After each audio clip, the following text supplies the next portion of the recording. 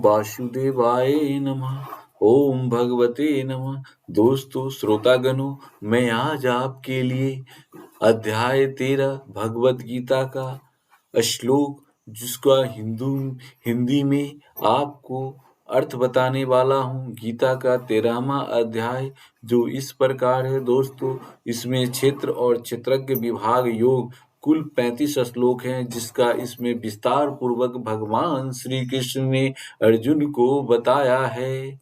जो दोस्तों इसमें क्षेत्र और क्षेत्रज्ञ विभाग को यूं आप समझ लीजिए कि गीता के आरंभ में धर्म क्षेत्र कुरुक्षेत्र के नाम तो लिया गया, किंतु वह क्षेत्र वस्तुतः है कहाँ, वह स्थल बताना शेष था, जिसे स्वयं शास्त्रकार ने प्रस्तुत अध्याय में स्पष्ट किया। कौन्तेय, यह शरीर ही एक क्षेत्र है और इसको जनता है वह क्षेत्रज्ञ है।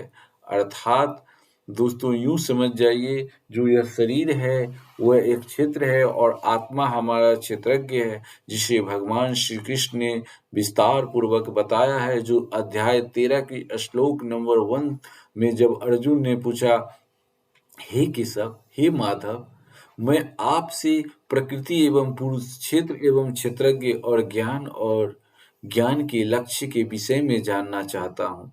श्री भगवान बोले, हे अर्जुन, यह शरीर क्षेत्र जैसे खेत में बोए हुए बीजों का उनके अनुरूप फल समय पर प्रकट होता है, वैसे ही इसमें बोए हुए कर्मों के संस्कार रूप बीजों का फल समय पर प्रकट होता है, इसलिए इसका नाम क्षेत्र कहा गया है। दोस्तों इस नाम को कहा जाता है और इसको जो जानता है उसको क्षेत्रज्ञ, इस नाम से उसके तत्व को जानने वाले ज्ञानी जन क्षेत्रज्ञ कहते हैं।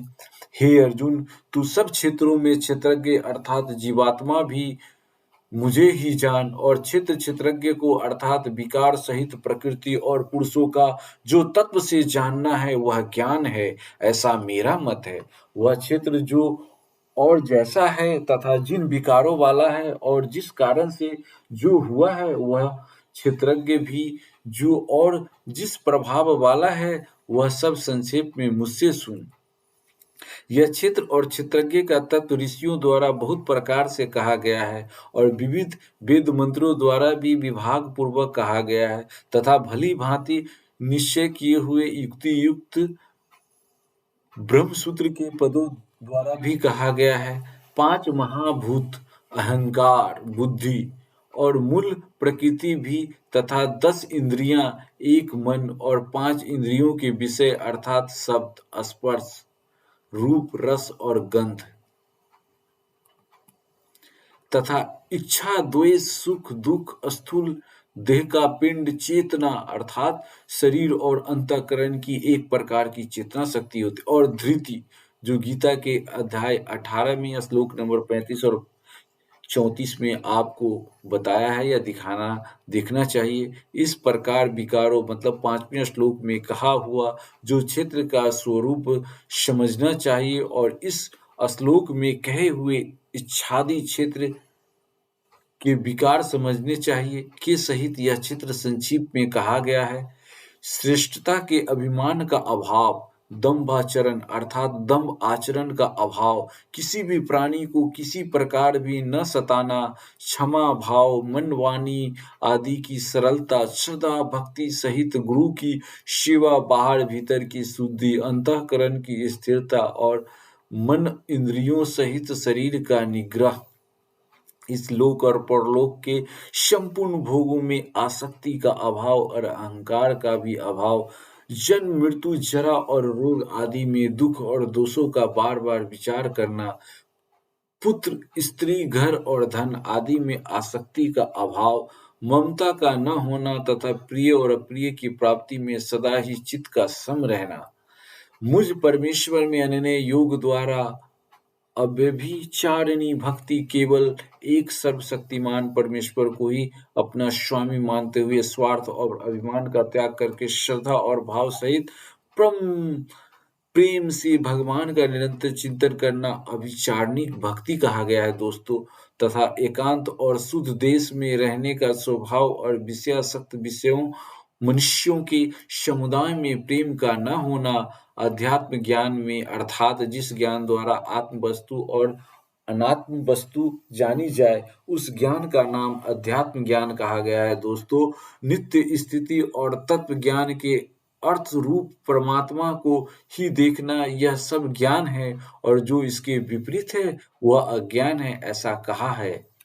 जो जानने योग्य है और तथा जिसको जानकर मनुष्य परमानंद को प्राप्त होता है, उसको भली भांति कहूँगा, वह अनादि वाला परब्रह्म न सत्य ही कहा जाता है, न असत्य ही।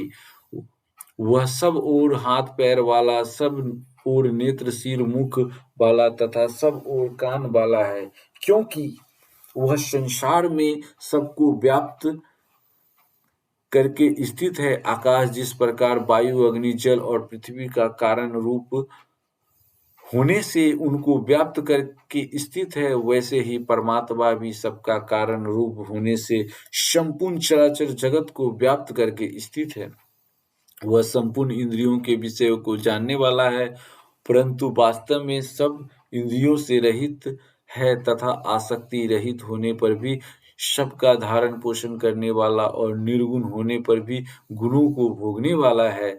वह चराचर सब भूतों के बाहर भीतर परिपूर्ण है और चर अचर भी वही है, और वह सूक्ष्म होने से अविज्ञेय जैसे सूर्य की किरणों में स्थित हुआ जल सूक्ष्म होने से साधारण मनुष्यों के जानने में नहीं आता, वैसे ही सर्वव्यापी परमात्मा भी सूक्ष्म होने से साधारण मनुष्य को जानने में नहीं आता है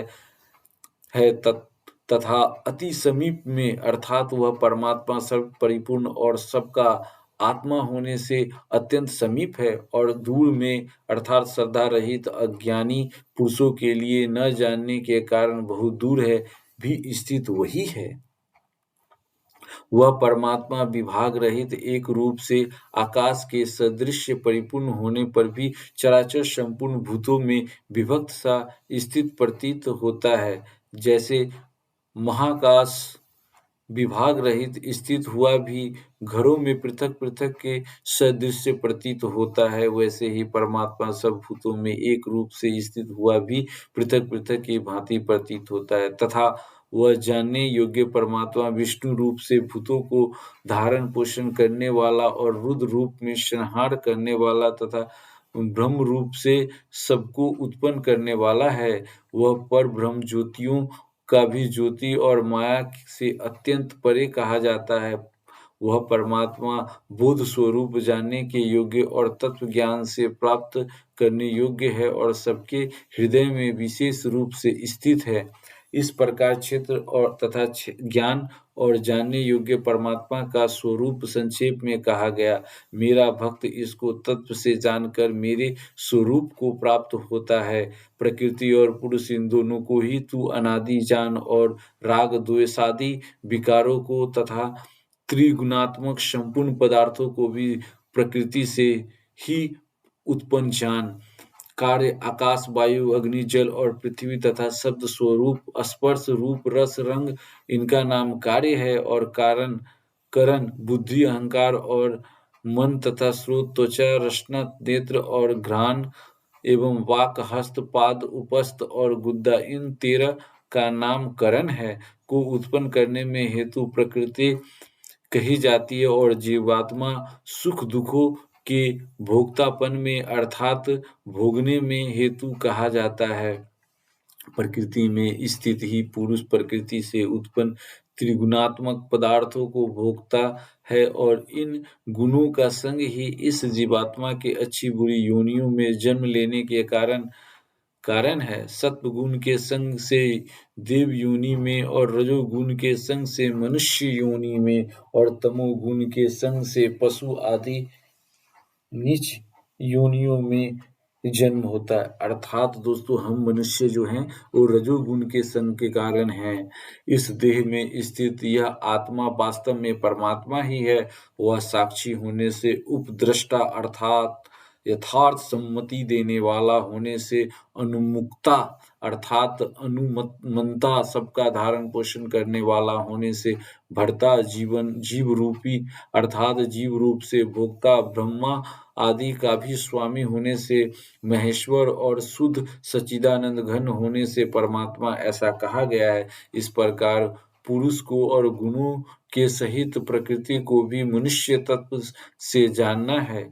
दृश्यमात्र संपूर्ण जगत माया के कारण होने से क्षणभंगुर नाशवान जड़ और अनित्य है तथा जीवात्मा नित्य चेतन निर्विकार और अविनाशी एवं शुद्ध बोध स्वरूप सच्चिदानंद घन परमेश्वर का ही सनातन अंश है। इस प्रकार समझकर संपूर्ण माइक पदार्थों के संग का सर्वथा त्याग करके परम पुरुष परमात्मा में ही एक ही भाव से नित्य स्थित रहने का नाम उनको तत्व से जानना है। वह सब प्रकार से कर्तव्य कर्म करता हुआ भी फिर नहीं जन्मता।